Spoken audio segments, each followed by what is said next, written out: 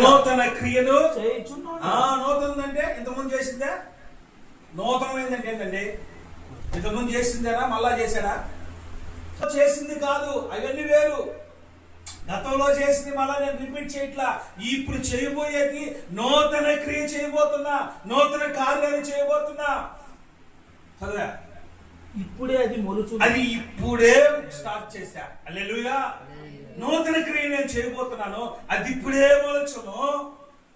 మీరు దానిని ఆలోచింపరా? మీరు దాని గురించి ఆలోచించరా? నేను అరణ్యములో, చూడండి, మీరు ఆలోచించండి. నేను ఒక కార్యం చేయబోతున్నాను మీ పక్షాన, మీ జీవితంలో గొప్ప కార్యం చేయబోతున్నా, అది కొత్తదే.